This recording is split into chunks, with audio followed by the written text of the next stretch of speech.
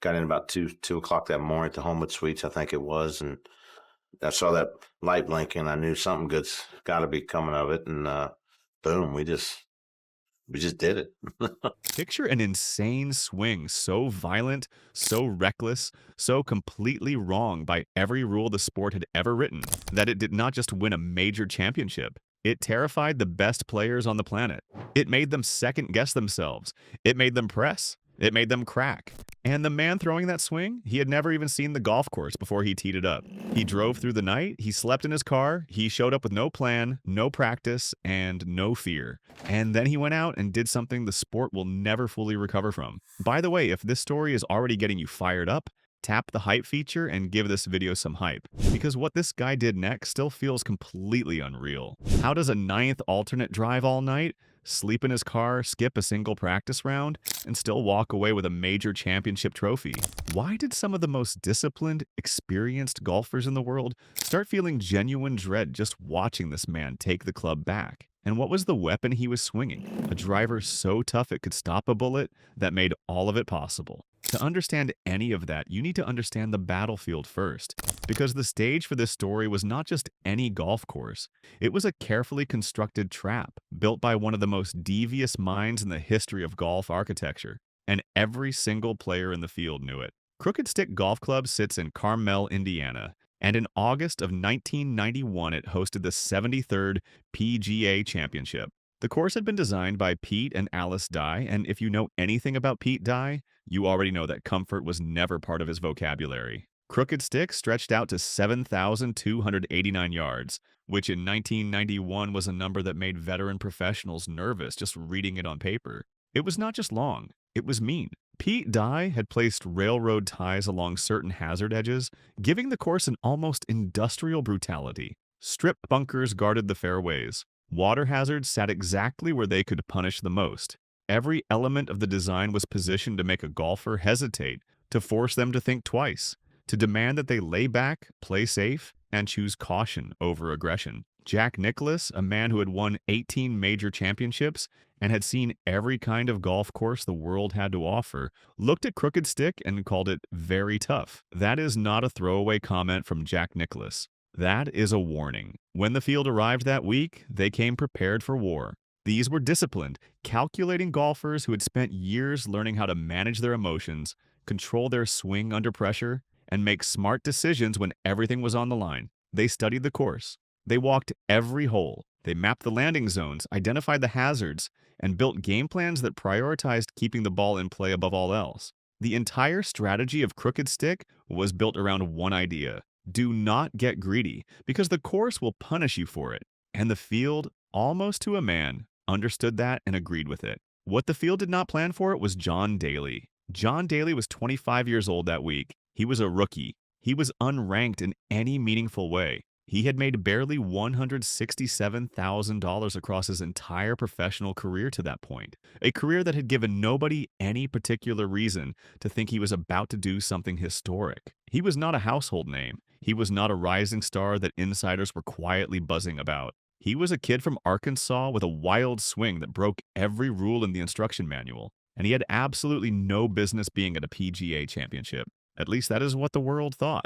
The truth is, Daly was not even supposed to be playing that week. He was the ninth alternate on the list, which in practical terms means he was 9 people away from getting into the field, 9 separate acts of misfortune or circumstance standing between him and a tee time. He had no expectation of playing. His plan, to the extent he had one, was to drive to Indiana to hang out with his good friend Fuzzy Zoller. That was it. That was the ambition. Have a few drinks, enjoy some company, watch the tournament from the outside. He threw his golf clubs in the trunk of his car almost as an afterthought. Then the alternate list started moving. Ken Anderson was the man managing the alternate list that week, and when the cascade began, he had to look up John Daly's photograph in a player guide because he had simply never heard of him. That alone tells you everything about where Daly stood in the hierarchy of professional golf in August of 1991. The withdrawals came one after another, a chain of misfortune and circumstance that in any other week would have been unremarkable, but in this particular week changed the entire history of the sport.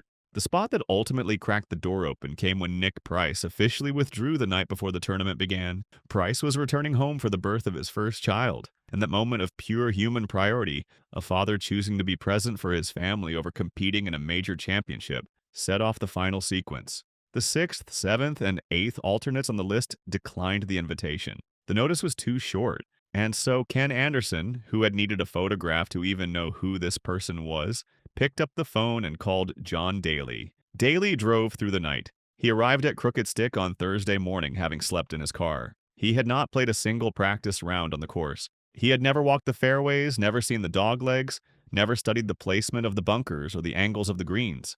He stepped onto the first tee of a 7,289-yard Pete Dye design at a major championship, completely and totally blind. He did not know where the hazards were. He did not know which way the fairways bent. He did not know anything except that he was here, the morning air was cool. What he did have, by an extraordinary stroke of luck, was a caddy. Nick Price's regular caddy, Jeff Medlin, went by the nickname Squeaky, and when Price withdrew, Squeaky was left without a bag to carry. He was available, experienced, and he had spent the previous days doing what experienced caddies do, walking every single inch of the golf course with obsessive precision. Squeaky had documented the yardages on every hole. He had charted the hazards, noted the slopes, read the grain of the greens, and built a comprehensive picture of Crooked Stick in his head. When Daly needed a guide, Squeaky was right there, and that partnership, improbable as it was, became one of the most important pieces of the whole story. Here's where the swing comes in. Because to understand what happened next, you need to understand that John Daly swung a golf club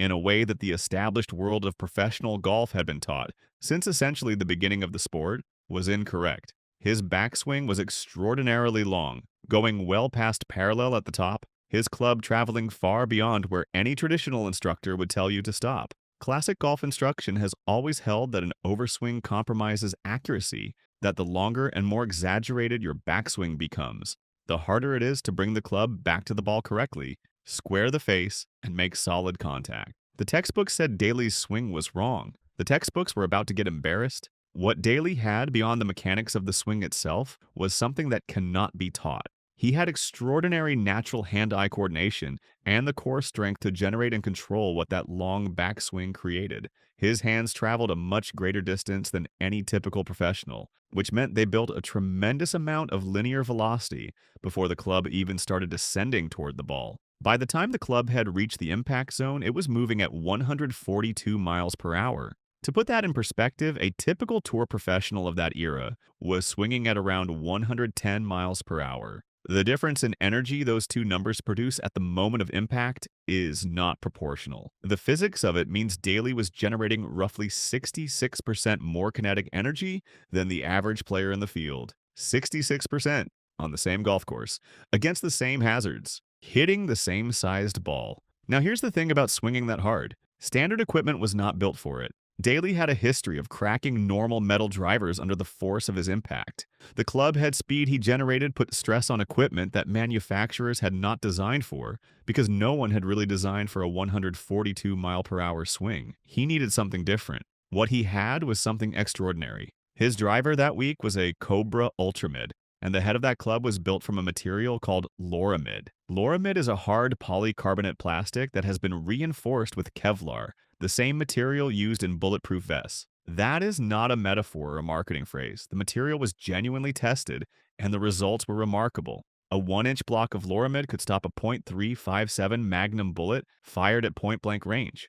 It was also completely impervious to muriatic acid, a substance that would dissolve standard materials. The driver had been engineered to absorb and withstand forces that would destroy anything ordinary. For John Daly, who had been destroying ordinary drivers with his bear swing, the Cobra Ultramid was the one weapon built to match his violence. It did not crack. It did not warp. It survived everything he threw at it.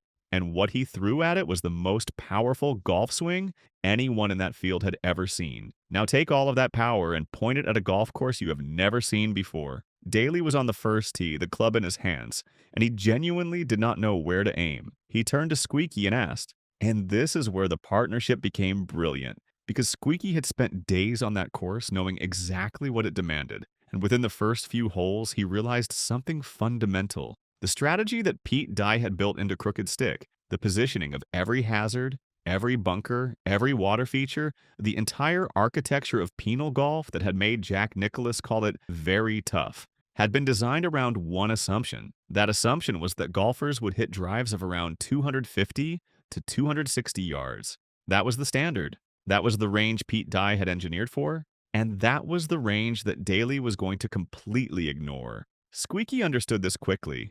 On a dogleg hole where a typical professional would aim for the safe corner of the fairway and then hit a long iron toward the green, he looked at Daly and said something simple. Just kill it, point it over the trees, carry the bunkers, go. And Daly, who had no preconceived notions about what was and was not possible on this course because he had never seen it before, just did it. He aimed where Squeaky pointed, and he hit the ball as hard as he could, which was harder than almost any human being had ever hit a golf ball in the history of professional competition. The results were almost unfair. The hazards that Pete Dye had placed to punish normal golfers did not exist for Daly. His ball flew over them entirely, landing in clean, wide sections of the fairways, beyond where the bunkers could reach. The doglegs that forced everyone else to play a careful layup game became, for Daly, essentially straight holes. He was carrying the corner, landing well past where the bend in the fairway was meant to redirect him, and turning complicated winding par fours and par fives into short, direct approaches. While the rest of the field was forced to hit long irons, 2 irons and 3 irons, into firm and contoured greens with very little margin for error, Daly was standing there with a sand wedge. Short irons, high-spinning, controllable clubs that let him stop the ball close to the pin. The architecture of Crooked Stick had been designed to create suffering and demand perfect long iron play. For Daly, the architecture had been effectively erased. The zoysia grass fairways at Crooked Stick played a subtle but meaningful role in this as well. Zoysia sits the ball up cleanly, presenting it in a way that lets a player compress their iron shots fully and generate maximum distance and trajectory. For Daly, whose iron game was already benefiting from the fact that he was hitting shorter clubs than anyone else, the zoysia fairways gave him even cleaner contact. Squeaky adapted the club selection constantly, adjusting on the fly based on where Daly's drives were landing. He was selecting clubs 2 full numbers less than what Nick Price would have hit from the same yardage. The same yardage, and Daly was hitting a completely different club because his ball was stopping in a completely different place on the fairway. On Saturday, as Daly continued building his lead, a spectator somewhere in the crowd held up a sign that read, John 3:16. A sports journalist covering the tournament made an observation that became immediately famous. He said it was difficult to tell whether that sign was a religious statement or an accurate estimate of Daly's driving average. The gallery that had gathered around him was enormous and growing by the hour. People had come to watch a golf tournament. They were now watching something they had never seen before and were not entirely sure they would ever see again. The word had spread through the grounds the way it only can when something truly unexpected is happening. Fans who had tickets to watch the marquee names, the established stars, the players they had come specifically to follow, were abandoning those groups and walking across the course to get in line behind John Daly. They wanted to see it for themselves.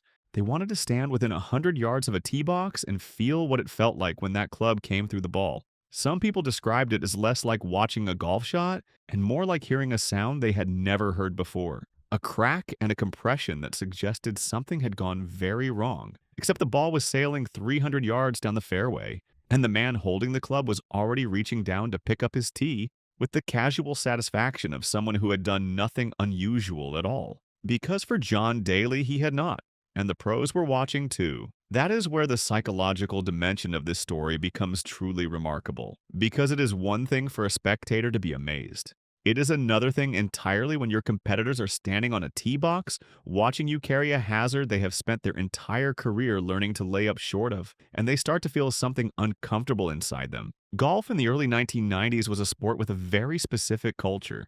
It was conservative, it was country club. It prized discipline and calculation and the kind of controlled, managed aggression that you built up over years of experience.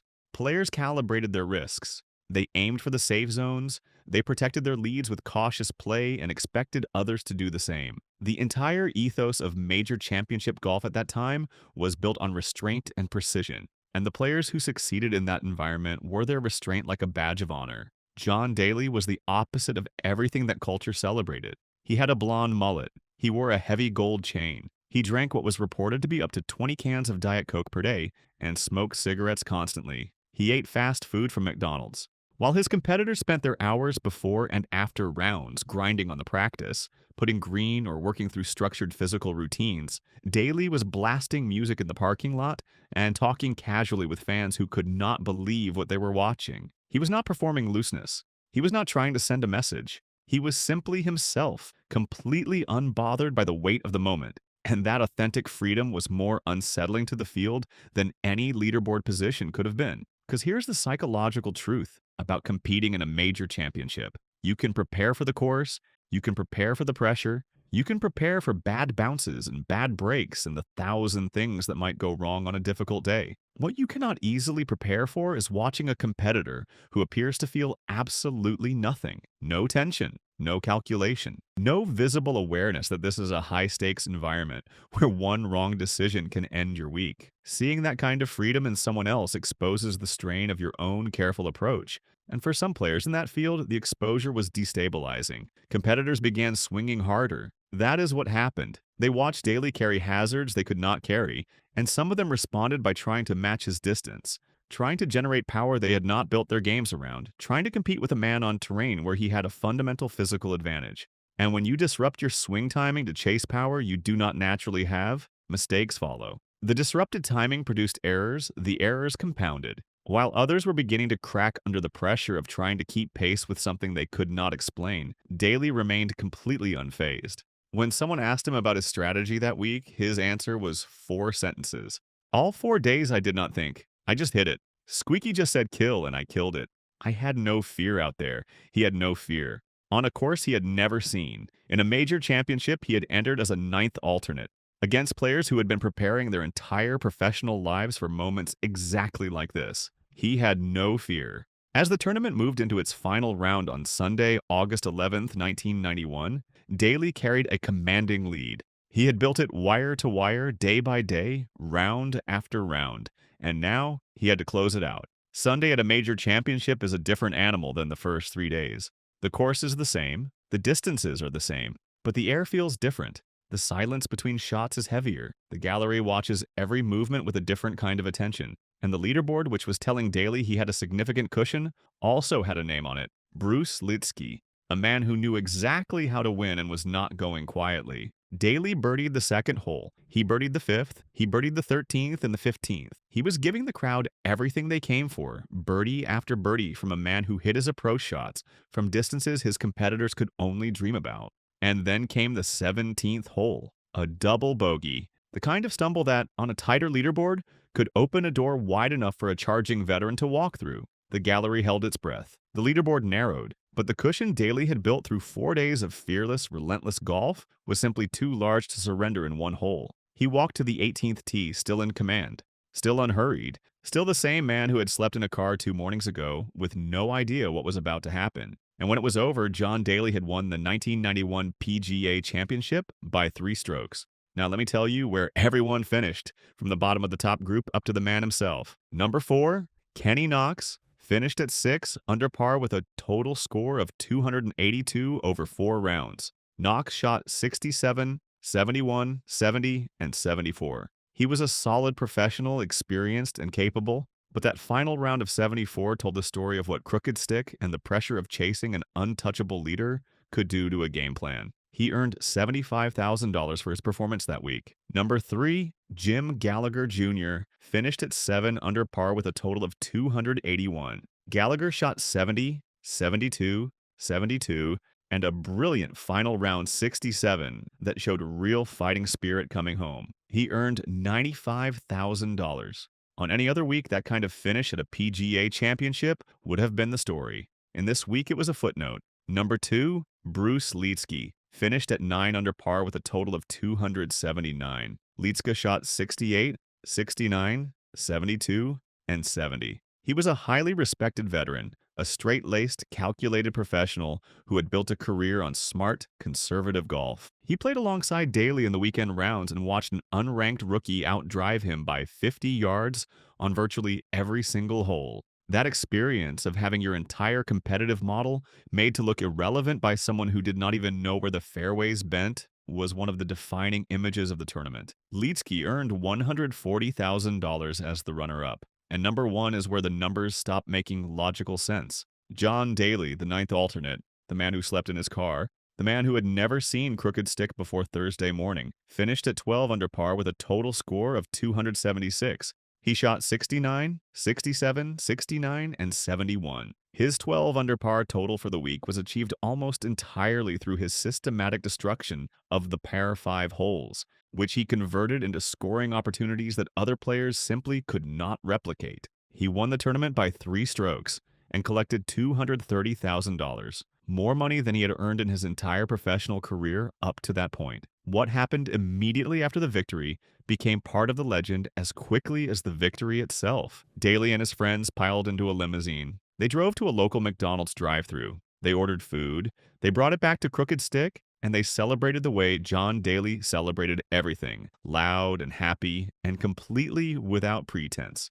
It was a moment that resonated deeply with working-class sports fans across the country who had been watching golf from a distance for years, watching a sport that felt exclusive and polished and difficult to connect with on a personal level. And then here was this kid from Arkansas who had just won the biggest tournament of his life, pulling up to a drive-through window in a limousine and ordering a cheeseburger. The folk hero was born overnight, but the tournament week had carried something heavier than the joy of the victory, and Daly did not let it go unacknowledged. During the weather delay in the opening round on Thursday, a 39-year-old spectator named Thomas Weaver had been struck by lightning in the parking lot and killed. He was a man who had come out to watch golf. He had a family. He had 2 young daughters named Emily and Karen, and he never came home. It cast a shadow over the tournament that some things simply cannot lift, and the celebration at the end of the week existed alongside that grief in the complicated way that life insists on mixing its moments. When Daly received his winner's check of $230,000, a number that represented more money than he had ever seen from his career in golf, he made a decision. He pledged $30,000 to establish a college scholarship fund for Thomas Weaver's 2 daughters. He did not make a speech about it. He did not frame it as a public gesture designed to polish his image. He just did it. Years later, both daughters graduated from college. Emily became a doctor. Karen became a lawyer. 2 young girls who lost their father on a Thursday afternoon at a golf tournament grew up to build careers of meaning and purpose, in part because a man with a mullet and a bulletproof driver decided that some of his winnings belonged to them. That is the quiet legacy that sits beneath the noise of the legend, and it matters more than any drive that carried a bunker. The long-term impact of what Daly did that week went far beyond his personal story. When John Daly stood on the 18th green at Crooked Stick and held that trophy, he sent a message to the entire architecture of professional golf, a message that the sport had not been ready for and could not ignore. He proved that raw, vertical power, the kind of power generated by a swing that every traditional instructor had been calling incorrect for decades, could render a classically designed championship course essentially obsolete. The hazards were in the wrong places for him. The doglegs did not apply to him. The demanding long iron approaches that separated the good from the great simply did not exist in his round. He had played a different golf course than everyone else, and that different golf course was easier. Pete Dye, whose genius had created Crooked Stick and whose signature style had defined major championship architecture for a generation, had to reckon with that. His subsequent designs had to account for players who could carry the ball 300 yards in the air. The blueprints changed. The assumptions changed. The baseline for what a golf course needed to do to challenge the modern professional changed, and a significant part of that change traces directly back to 1 week in Carmel, Indiana, when a 9th alternate showed the world what an insane swing could actually accomplish. Think about what that means in practical terms. Every golf course you watch a professional tournament on today, every hole that is designed with a landing zone pushed further back, every carry bunker placed at 300 yards instead of 260, every par 5 that has been lengthened in the years since 1991, all of it carries a trace of what John Daly did at Crooked Stick. He did not just win a golf tournament, he changed the spreadsheet that architects use when they sit down to build the next championship layout. He made the old numbers obsolete, and golf, which is a sport that moves slowly and respects tradition with a fierceness that borders on stubbornness, had no real choice but to follow. Daly went on to lead the PGA Tour in driving distance 11 times between 1991 and 2002. In 1997, he became the first player in history to average over 300 yards off the tee for an entire season. That number, 300 yards as a baseline, is now considered standard in the modern professional game. Young players grow up aspiring to it. Equipment is designed around it. Golf courses are built with it in mind. Before John Daly, it was essentially unthinkable. After John Daly, it became the new floor. And every time a young player steps onto a tee and decides to grip it and rip it without apology, somewhere in that moment is the echo of a man who drove through the night, slept in his car, and changed the sport forever before anyone even knew his name. And all of it started in a parking lot, somewhere between Memphis and Carmel, Indiana, in the middle of the night, with a man who had packed his clubs almost on a whim and was really just hoping to have a few drinks with a friend. He did not know the course, he did not have a strategy. He had a bulletproof driver, a caddy who told him to kill it, and a complete absence of fear in a sport that ran almost entirely on fear. Golf in 1991 was a world that had been carefully constructed around the idea that control was everything, that discipline won, that the patient and the precise would always outlast the reckless and the wild. John Daly walked into that world from the outside, from a parking lot nap and a fast food breakfast, and a swing that the textbook said was wrong, and he broke it open. He showed that the whole architecture of the game, the physical architecture and the psychological architecture both, had been built around an assumption of human limitation that he simply did not share. The fearless outcast did not sneak up on the tour. He swung his way through the front door, drove over everything they had placed in his path, and stood at the end of the week holding a trophy in a sport that had not even known his name when the week began. There is a certain kind of person who changes a game not by mastering its rules, but by expanding what the rules can even contain. John Daly was that person for professional golf. The swing was wrong. The preparation was non-existent. The lifestyle was the opposite of what every coach had ever told a young player to aspire to. And yet, at the end of 4 days on one of the most demanding golf courses in America, he was the last man standing with the trophy, 3 strokes clear, 12 under par,